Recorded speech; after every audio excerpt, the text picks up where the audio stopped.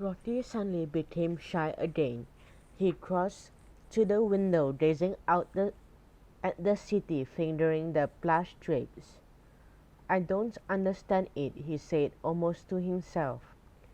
"Ray would never desert us before a concert." He turned with a flicker of a smile. "Sorry, everyone calls him Romeo, but he's still Ray to me." He flung himself into a chair and his face crumpled. Wei-Ling felt terribly sorry for him. "He's my brother and I think something happened to him," Rotti told them. "He was okay at the stadium. I was rehearsing with him in my dressing room just before he vanished. He always sing to, we always sing together before a concert, just like we used to do when we were growing up at home. It kind of helps our nerves." "How did he vanish?" asked Wei-Ling softly. "One moment he was in his dressing room," Rotti replied, "and the next all the bodyguards were running around looking for him." "But how could he leave the stadium without somebody seeing him?" Azizu wondered out loud. "I mean, Romeo's so famous." "Do you think somebody forced him to leave?" Alvin asked. Rotti shrugged. "I don't know. I just can't figure it out. Who wanted to take him away? I have been thinking and thinking, but it just doesn't make sense." He looked at Alvin desperately. "We've got to find him before it's too late." Suddenly he jumped up and paced the room like a caged lion. "I've got to get out of here," he pleaded. "I feel like I am trapped. I can't do anything to help Ray if I'm stuck in this room." "But if somebody did grab your brother, maybe they'll try to get you next," Alvin reasoned. "Alvin's right," said Wei-Ling. "You are safer in here with the police to protect you." But Rocky disagreed. "Wei-Ling, I can look after myself. I don't want to be protected. I want to help my brother. Can't you get me out of here? Can't we work together?" Azizu's eyes lit up. "Hey, if we came in as waiters, maybe Rocky can go out as one." "Great thinking, Azizu." Alvin snapped his fingers. "But that means one of us will have to stay behind." He glanced at Rocky, who was gazing at Wei-Ling again. "Azizu, you're about Rocky's size. If you switch clothes with him, you can follow us once we've got away and meet us back at headquarters." Azizu and Rocky hurried into the bathroom. A few minutes later, Rocky returned dressed as a hotel waiter. "How do I look?" he asked Wei-Ling. "But your face," she jeered. "And your hair. You've got to hide it somehow." Then she had a great idea. She rummaged in the wardrobe for a hotel laundry bag. Alvin watched in surprise as she put the sheets from Rocky's bed and stuffed them into the bag. "If you carry this in front of you," she told Rocky, "no one will recognize." Rocky took the bulging bag and bowed. "Thanks, ma'am." Alvin snorted.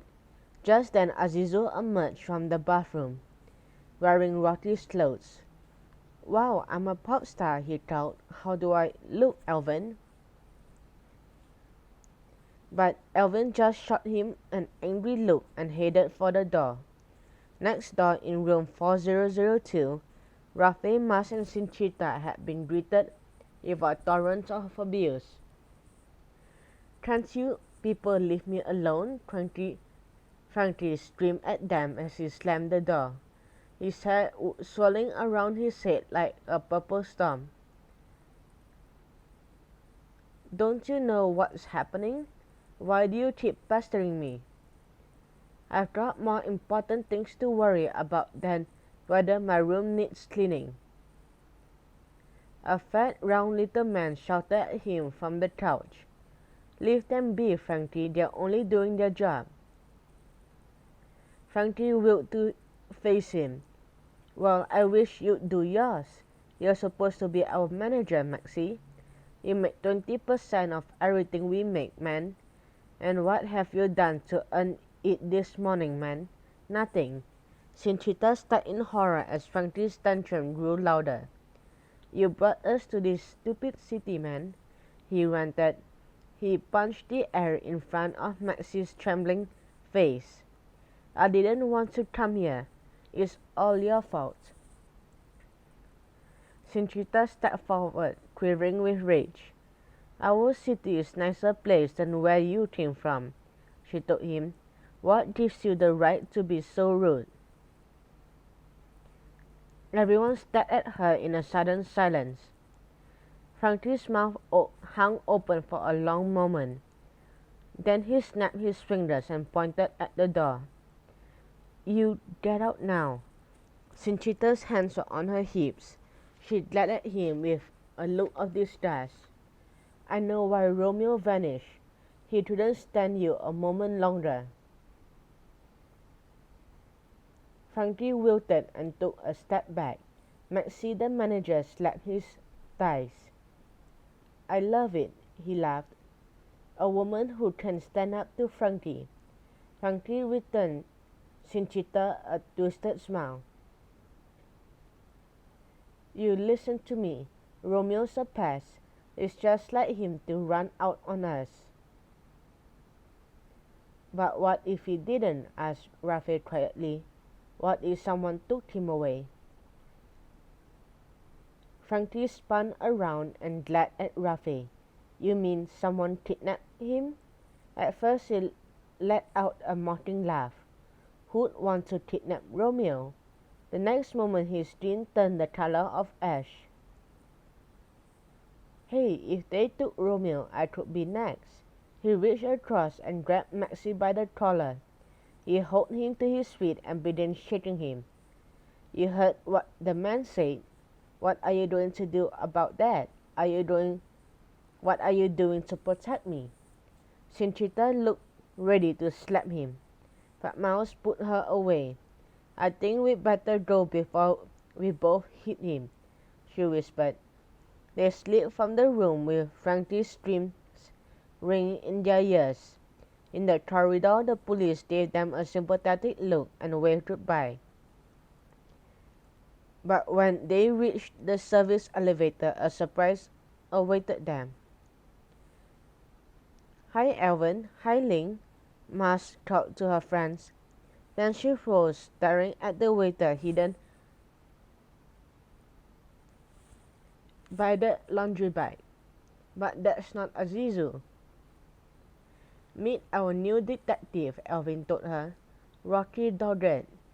Azizu checked his watch. Alvin, Wailing, and Rocky had been gone for 10 minutes. He was beginning to panic.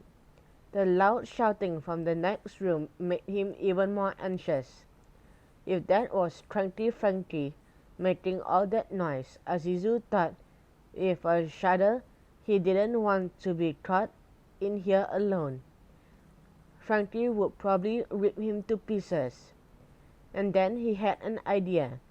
He went back into the bathroom and looked at all the bottles and jars on the shelf. His hands closed around a bottle of purple hair dye.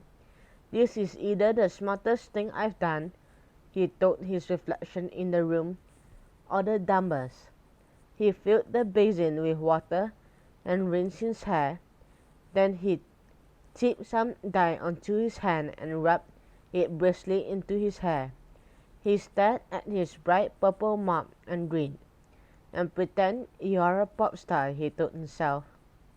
Just walk out of the room and scream and yell at everyone. And remember to put on that American accent you heard in the movies.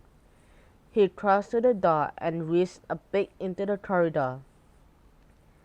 The police was all standing in a huddle at the other end. He took a deep breath. It was now or never. He threw open the door, slammed it shut, and screamed in rage. The police jumped and two reached for their guns. What's a dumb hotel? He ranted. The peanuts are stale. The water's not hot enough. The bed is lumpy. The sheets stink. He raised a fist into the air, and my pillows smell like somebody's been eating fish on them. He stamped along the corridor and jacked a fist at police. And don't tell me I can't go downstairs. I'm going to get the manager fired. The police watched him, their mouths starting open, as Zizou kicked open the door to the service area and disappeared around the corner. Phew, he breathed, wiping his brow. He glanced at his hands. Yuck, his sweat was mixed with purple hair dye. Without warning, the service elevator opened and a huge figure blocked Azizou's path. He leapt back when he recognized the bouncer from the concert. The brutal face with the broken nose and the strapped left cheek turned in his direction. Hey kid, sneered the hulking man. Haven't I seen you before? Azizou shook his head. Sure I have, growled the man. You were at the concert talking to the cops. He lurched forward, his hands ready to attack, but Azizou moved faster. He aimed a sudden kick at the big man's knee, then darted inside the elevator as the doors began to close. His last sight of the big man was that of him nursing his knee, hobbling on one leg, his face twisted with rage. Something had fallen from the pocket of his black coat. It looked like an envelope. And then the doors had closed and the elevator carried him down to safety.